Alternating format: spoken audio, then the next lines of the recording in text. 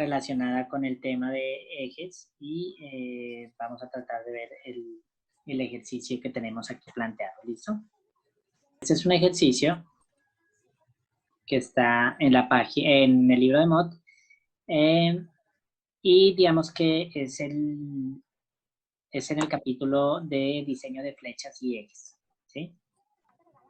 Cuando nosotros hablamos del diseño de ejes, realmente en muchos libros aparece como flechas y realmente es mejor usar el término flecha, ¿no? El eje hace referencia a la parte, al chasis, lo que sostiene los rodamientos, lo que sostiene de pronto otros elementos de fijación, más no un elemento que transmite potencia. El elemento que transmite potencia se determina o se denomina flecha. ¿Listo? Pues para que lo tengamos presente.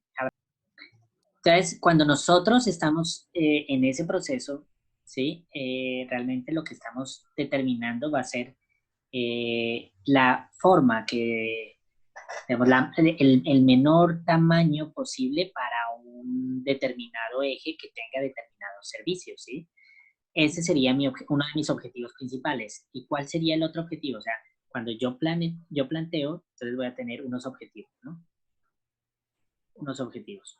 El primer objetivo va a ser el tamaño. Y el segundo objetivo importante cuando estoy diseñando ejes, ¿cuál va a ser? Realmente el material, tipo de material o qué material va a ser mi otro objetivo. O sea, determinar primero el tamaño y segundo, qué tipo de material.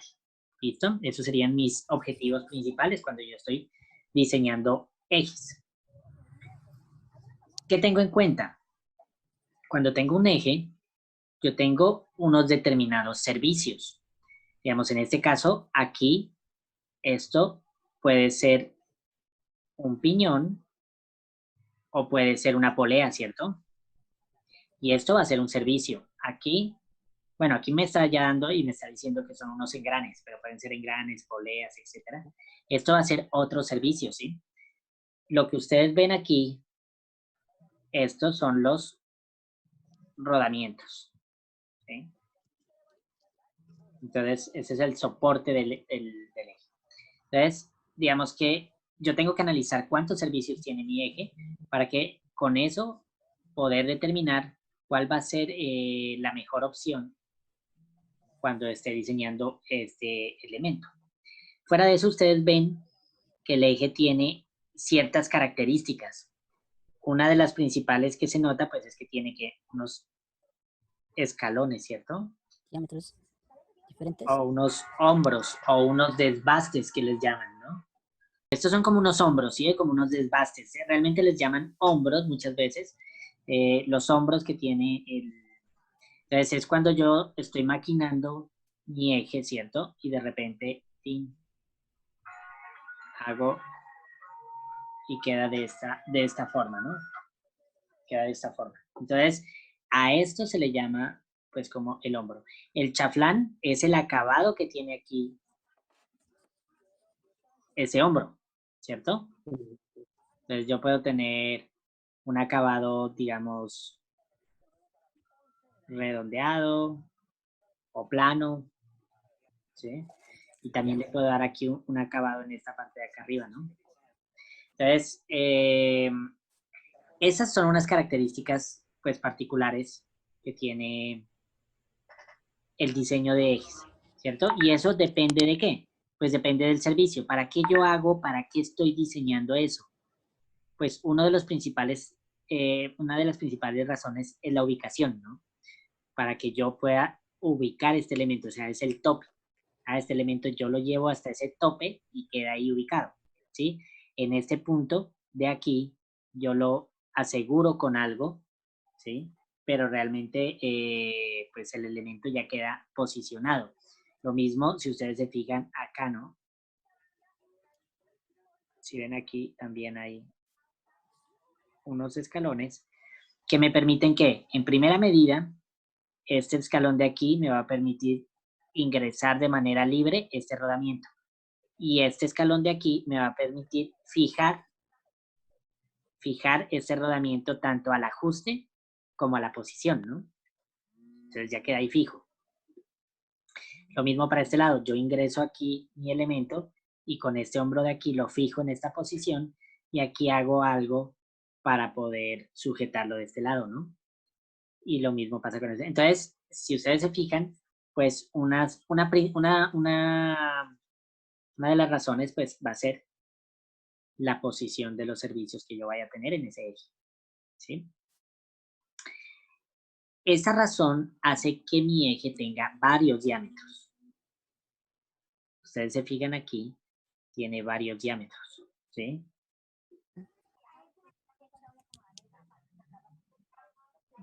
El diámetro.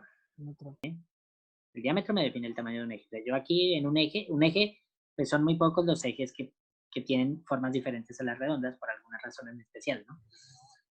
Pero yo defino a través del diámetro lo que, el tamaño que va a llevar mi eje. ¿Y yo qué tengo que hacer? Pues si el tamaño es lo que me define o mi objetivo, pues yo voy a encontrar que el tamaño más bajo que sea funcional, ¿cierto? O sea, cuando yo hago el diseño, hago una serie de cálculos y al final, ¿qué me van a decir? Su diámetro mínimo es igual a X valor, ¿sí?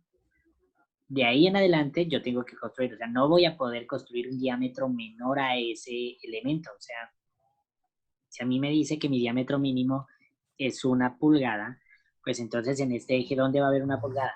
Aquí va a haber 1 pulgada, ¿cierto? Yo no puedo poner 1 pulgada pues más abajo, puedo poner aquí 1 pulgada y esto 0,5 pulgadas y esto 0,3 pulgadas, porque pues ya sabemos que mi material solo admite para este tipo de cargas que sea 1 pulgada el diámetro más bajo. Y en ese orden de ideas, pues yo tengo que de ahí en adelante crecer, ¿sí? No puedo ponerle un elemento menor. Si yo quiero un diámetro menor a ese, pues ¿qué tengo que hacer? Cambiar de material, ¿cierto? Poner un material más resistente que me permita tener un diámetro menor sin que falle el elemento con esas cargas, ¿sí? Pero ¿eso qué implica? Pues realmente eso va a implicar costos, ¿no? O sea, plata. Cuando yo voy a cambiar esto, un 4140, un 1144, etcétera, con un 1020, con un 1030, pues a la larga esos son costos, ¿sí? Entonces, pues acuérdense que nunca debemos perder como diseñadores nuestro objetivo. Nuestro objetivo es obtener la funcionalidad de lo que estamos diseñando, ¿sí? ¿Con qué? Con el menor costo posible. ¿Qué otra cosa es importante tener en cuenta?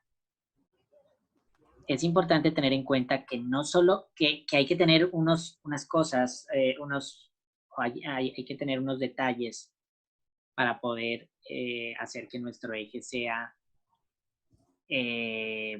funcional, ¿no? ¿Cómo qué detalles? Pues obviamente aquí cuando yo estoy colocando este engrane, ¿cierto? Me aparece que este elemento de aquí, pues no una chaveta, realmente es un cuñero, ¿no? Acuérdense que cuando yo tengo un eje, si yo lo estoy viendo aquí, mi eje, ¿sí? Digamos que este es mi eje. Este va a ser un cuñero, donde yo voy a colocar aquí mi cuña, que es la que me va a soportar, pues aquí La polea. mi engrane Sí, sí, o mi polea, ¿no? Entonces, esto es un cuñero. La chaveta es una ranura, ¿no? Que yo hago, digamos que quiero asegurar algo, entonces yo aquí le hago una ranura a este eje, ¿sí? Y en esa ranura voy a colocar una chaveta, ¿cierto? Ujú. Entonces, digamos que hay que diferenciar, esto es un chavetero y esto es un cuñero. ¿Listo? Esto aquí. Entonces, aquí tenemos, si se fijan, estas partes de aquí son chaveteros, ¿sí? Estas ranuras de acá, y estas de aquí son cuñeros. ¿Sí? Estas de aquí son cuñeros. Acá no tenemos cuñero. Aquí tenemos otro chavetero. ¿Sí? ¿Sí? Pero recuerden que cuando yo tengo un cojinete, los cojinetes no van con cuñas, ¿cierto? De pronto aquí ellos pues tenían ese dibujo, pero este no es funcional, ¿cierto? O sea, este cuñero de aquí no es funcional. Yo no voy a asegurar un rodamiento con una cuña, ¿cierto? ¿A ustedes alguna vez en sus trabajos han visto un rodamiento asegurado con una cuña? Pues de pronto sí lo hay, ¿no? Pero es un trabajo muy mal hecho. Eso es algo que no se debe hacer. Realmente yo aseguro ¿con qué? ¿Cómo aseguro un rodamiento? A presión. Exacto. ¿Con qué? Eso se denomina con los ajustes, los tipos de ajustes, ¿no? Entonces hay tipos de ajuste que se acuerdan que hay la holgura, ¿sí? Que es un ajuste donde este es un elemento y yo voy a ingresar un elemento más pequeño, entonces pues tengo todo este espacio y eso va a quedar pues digamos que exageradamente bailando. Tengo un elemento que se llama ajuste por contacto, donde mi elemento, ¿cierto?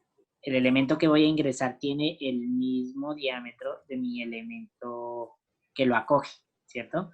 Entonces, pues esto entra justo, como dicen. ¿Sí? Y tengo un tipo de ajuste que es el de interferencia, ¿no? Donde mi elemento que acoge a mi otro elemento tiene un diámetro mínimo, pero mi elemento que entra tiene un diámetro mayor que mi diámetro mínimo, ¿cierto? Entonces tengo todo este espacio, va a ser la interferencia, ¿sí? Y pues para poder hacer eso, yo que generalmente, pues, entonces caliento una pieza y enfrío la otra, ¿sí o qué?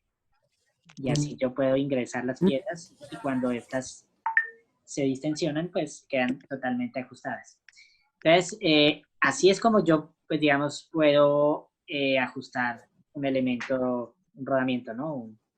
Un soporte de estos.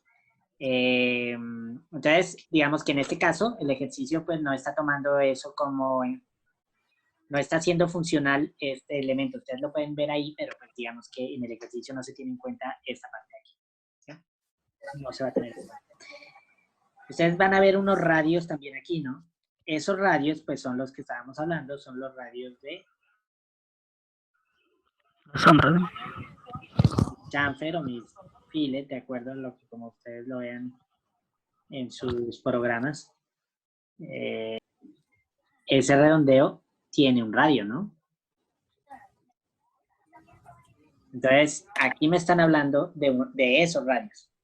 Y aquí los están nombrando y dicen chaflanes agudos, radio 3, radio 5, o sea, este radio 3 tiene este chaflán agudo, y este radio 2, chaflanes redondeados, radio 1, radio 2 y radio 4. ¿Cuál es la diferencia en ese punto, no? Chaflanes redondeados, pues nos imaginamos que va a terminar como en algo así. Y chaflanes agudos, pues son elementos que normalmente tienen también un radio, pero es muy pequeño, ¿no? O sea, muy pequeño. O, pues, cuando el trabajo no es muy bien hecho, realmente no tienen radio. ¿Qué causa eso? Eso realmente causa unas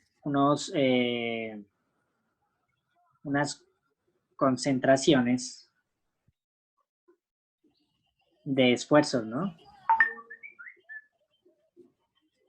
Concentraciones de esfuerzos en estos puntos, que con cargas cíclicas, porque mis ejes generalmente tienen cargas cíclicas, ¿cierto? Con cargas cíclicas, estas concentraciones de esfuerzo poco a poco se van convirtiendo en ¿qué? En grietas. Y después esto se transforma en ¿qué? En una falla funcional. Como veníamos diciendo, perdón, aquí.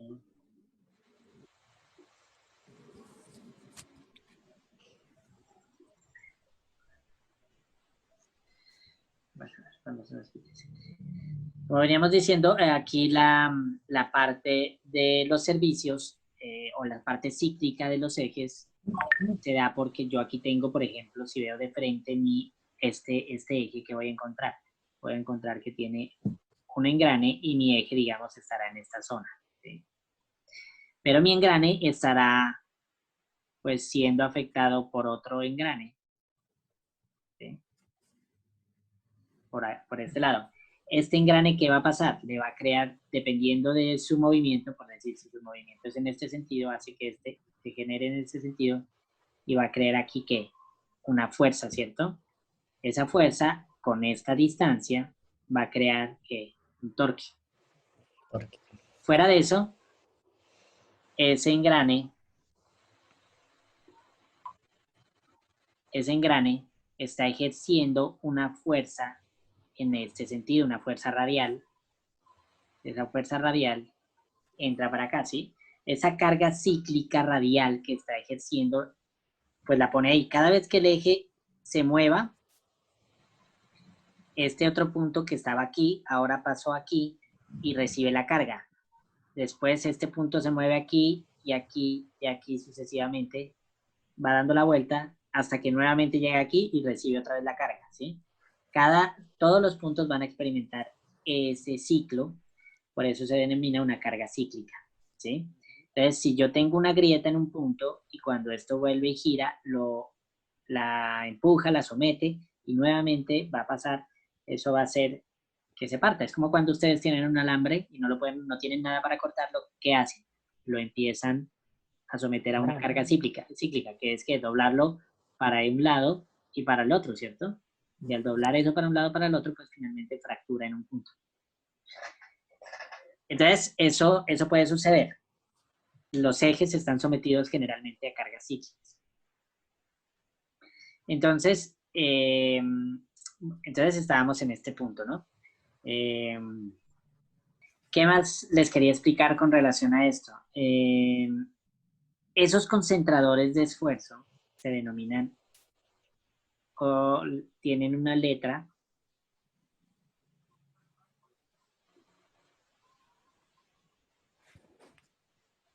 de esfuerzo, que es la letra K. ¿Listo? Y hay diferentes concentradores y se diferencian con los subíndices, K sub S, K sub O, K sub F, de acuerdo al tipo de concentrador de esfuerzo. ¿Listo?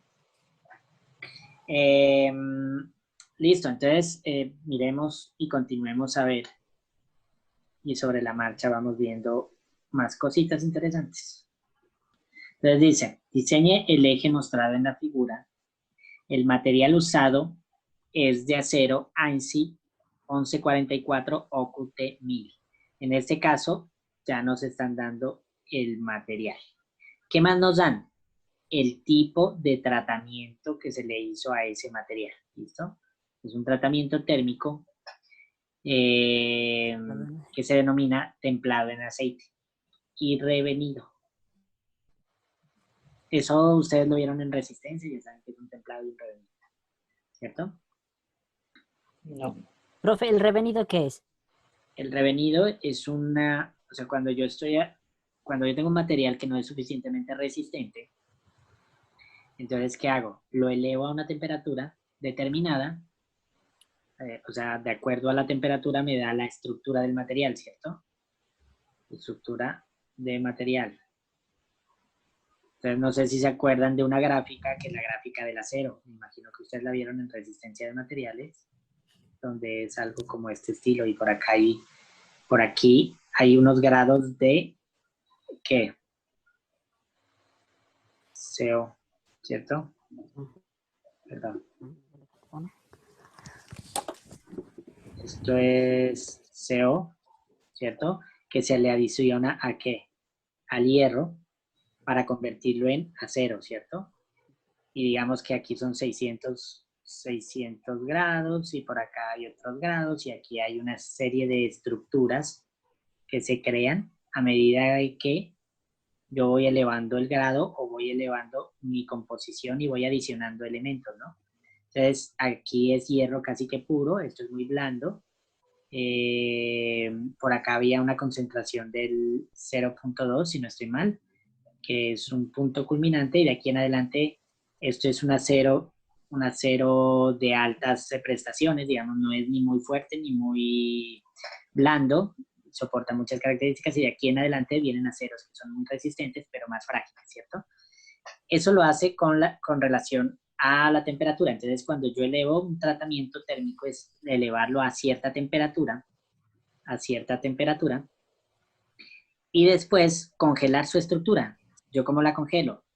Simplemente elevo hasta la temperatura donde quiero conseguir mi estructura, por ejemplo, un elemento de estructura martensítica, y después yo lo sumerjo en un líquido que generalmente es un aceite o salmuera, ¿sí? Que tiene otra temperatura muy, muy inferior. Yo al sumergir este acero en esta sustancia, pues va a congelar mi estructura que logré aquí, ¿sí? Mi estructura. Sin embargo, esa estructura queda con muchas tensiones internas, ¿no? O sea, si yo la veo, esa estructura queda con muchas tensiones internas. Eso hace que, eso es como un vidrio, ¿no? Yo le pego un golpecito y se parte de una. ¿Por qué? Porque por dentro hay muchas tensiones. Por dentro está muy, muy estresado el material. Entonces, posterior a esto, vuelvo y le elevo la temperatura. Pero ya no a estos niveles, sino a una temperatura específica. Y hago que se enfríe de varias maneras. Un enfriamiento al aire, un enfriamiento a través de otro elemento que sea de menor, un aceite, o etcétera, etcétera, etcétera. Y eso hace que mis tensiones internas se disminuyan y el material conserve la estructura y conserve las propiedades que necesito, ¿sí? Entonces, eso es más o menos el proceso del revenido. Entonces, el temple es el primer enfriamiento que tuve, la primera caída de tensión. Y el revenido o recocido, dependiendo, es elevarlo otra vez a una temperatura y hacer que su temperatura vuelva y caiga, pero con otra pendiente, ¿no? Con una pendiente diferente, o sea, con un tiempo diferente, con una temperatura diferente. Y así yo logro esto. Entonces, digamos que aquí él nos está dando el tratamiento térmico, templado y revenido. Listo. Posterior a eso, ya tenemos en cuenta esas dos cosas, nos las da el ejercicio. El eje es parte de la transmisión para un soplador grande. Cuando estamos diseñando, ya sabemos que parte del diseño, del éxito de un buen diseño es conocer para qué voy a usar ese elemento, ¿no? Entre más conozca, qué dinero voy a tener que invertir en ese diseño, porque yo voy a ajustarme a los valores importantes, a los valores más reales, ¿cierto? No voy a tener que incurrir en factores de diseño muy grandes o sobredimensionados porque yo tengo el conocimiento del elemento. Entonces, aquí él nos está hablando, nos está diciendo que hay un elemento que lo van a usar como un soplador grande que suministra aire a un horno. También nos dice que tiene un engrane A, ¿cierto? Entonces aquí tenemos la letra A y recibe 200 caballos de potencia del engrane. ¿Sí? Entonces está diciendo que en A, o sea que por aquí está ingresando 200 caballos de potencia. Y dice que el engrane C entrega la potencia al engrane Q. Aquí no se ve el engrane P, ¿no? Porque dice que recibe del engrane P. El engrane P seguramente va a estar por acá. Y dice que en C, el engrane C entrega la potencia al engrane Q, que seguramente podría estar de pronto por este lado. ¿Sí? Entonces, si ustedes se fijan, la potencia entra, se va a través del eje y sale por aquí, ¿sí? La potencia entra por acá y sale por acá, ¿sí? La potencia que entra es la potencia que sale. El eje no se queda, no es como las baterías que la energía que entra se acumula y sale lo que quieran salir. En los ejes no pasa eso. La energía que entra es la energía que sale. Si se quedara energía es porque el eje se dañó, ¿cierto? O sea, si yo entré una cierta cantidad de energía y me salió otra cantidad de energía es porque en el proceso se perdió. ¿Cómo? Se deformó el material o se quebró el material, ¿sí? O se quebró algún elemento por aquí que me consumió la energía. De lo contrario, la energía que entra es la energía que sale. ¿Listo? Vemos que no hay acumulación de energía en un eje. O por ejemplo, si mi eje entrara una potencia de 200 caballos y estuviera saliendo 100 caballos, es porque los otros 100 caballos, de pronto hay otros servicios. Si no hubiera otros servicios, posiblemente, ¿qué está pasando? Este elemento se está retorciendo, ¿no? O sea, se está retorciendo porque no puede transmitir lo que necesita transmitir. Hay una acumulación dentro del material y eso habrá que esto se doble o se tronche o se tuerza, digamos. Entonces, eso no puede, digamos que en un caso de transmisión de potencia, pues no debería suceder eso. ¿De qué va a depender la repartición de la potencia en caso de que tuviera más servicios? Pues va a depender del torque, ¿no? Miren que hay un diámetro de cada Tamaño. Claro. Entonces, si yo tengo mi fuerza aquí, entonces esta distancia es una y esta distancia es otra.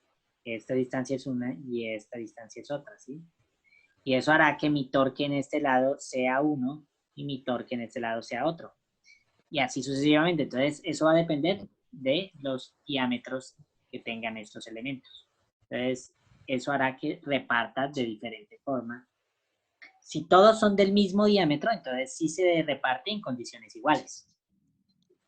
Pero si son de diámetros diferentes, se reparte en condiciones diferentes, proporcional al torque que tenga ese diámetro.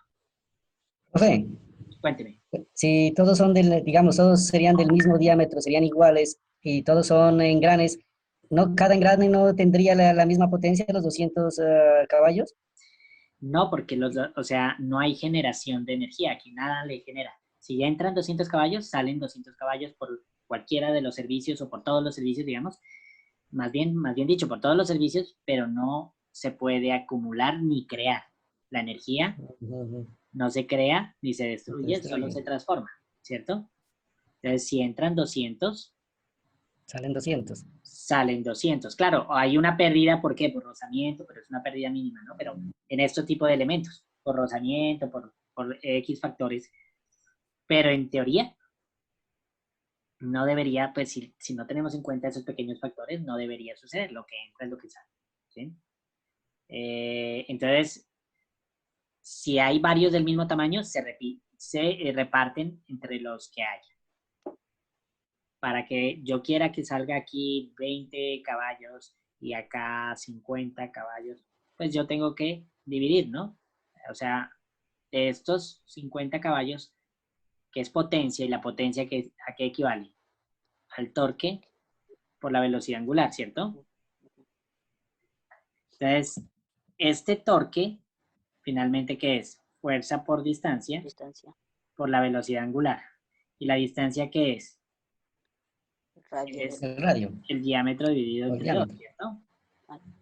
Y ahí yo voy teniendo, y esto así sucesivamente me va a dar hasta que yo pueda determinar, no, entonces yo de aquí voy a sacar, estas están en revoluciones, en en radianes sobre segundo, ¿no? Entonces, si yo quiero eso pasar a revoluciones o a RPM por minuto, pues ya sé que tengo que dividir esto.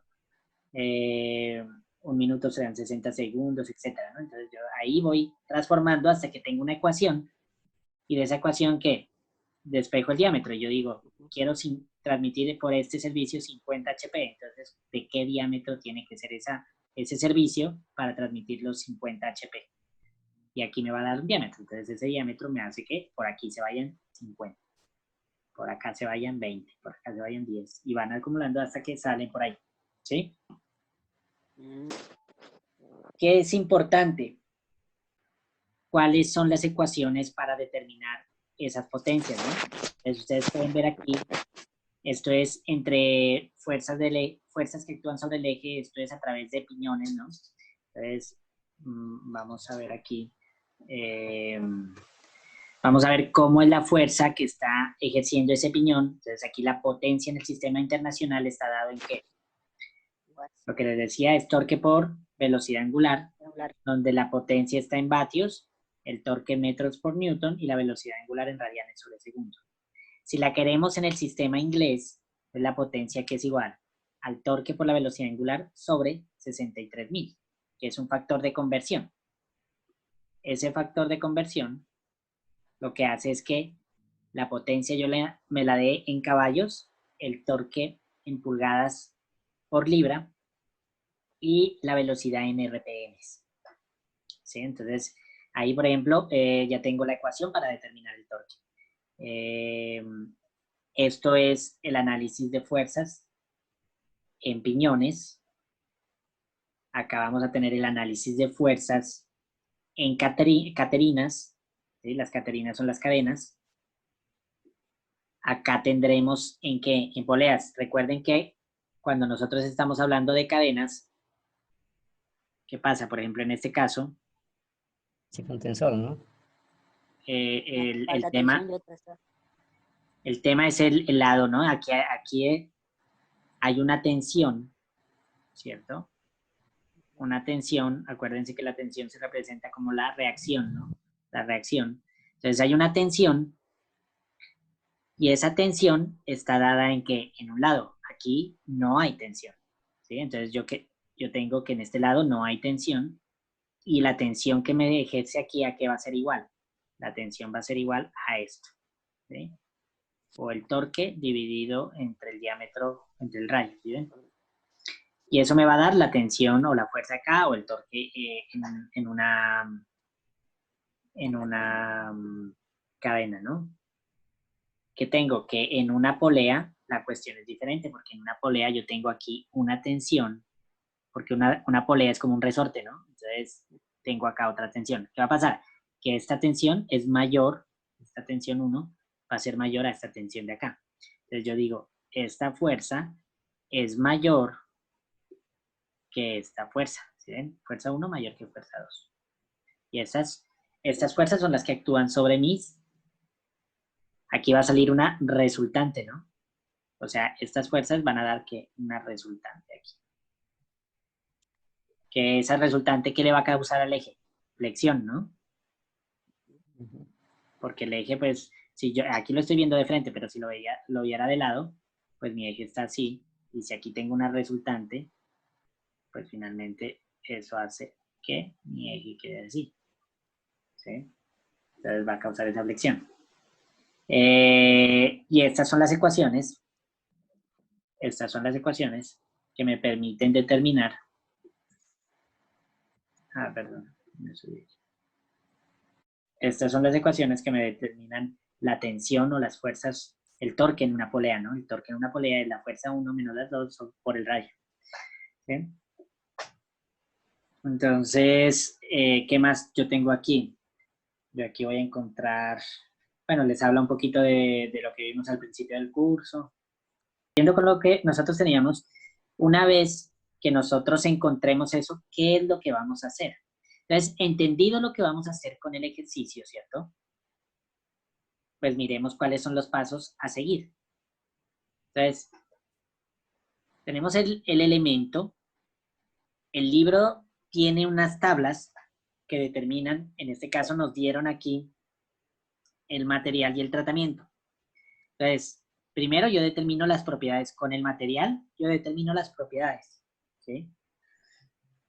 Y con el tratamiento, pues me dirijo a la tabla, a esta tabla, pues esta tabla de la figura A42, propiedades de acero del material del ANSI 1144, ¿sí se fijan? Entonces, yo tengo aquí, ¿qué material es? 1144.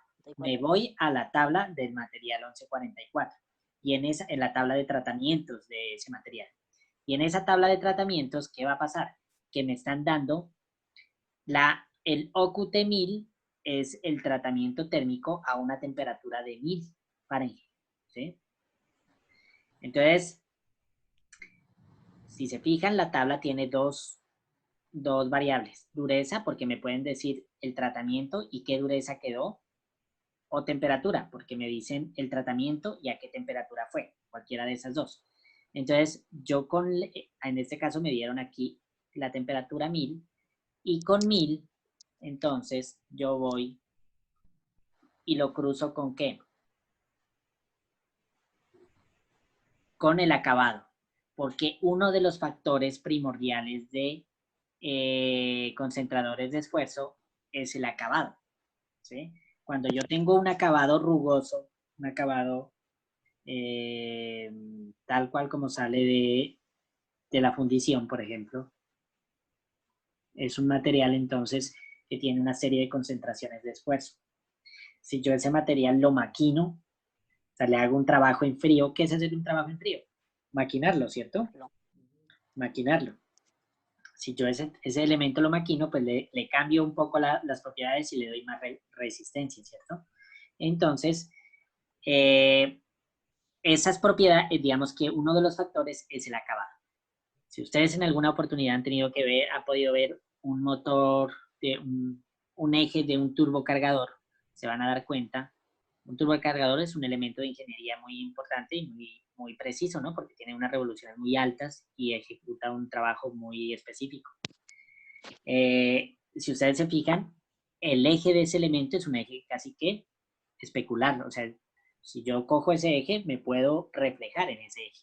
Es un acabado especular. Es uno de los acabados que tienen menos o es el que tiene menor factor de concentración de esfuerzos. O sea, mi material no acumula esfuerzos por acabado, ¿sí? Entonces, eso quiere decir que para trabajos de ingeniería altos, pues yo tengo ese acabado. En este caso, yo voy a contrastarlo con el acabado.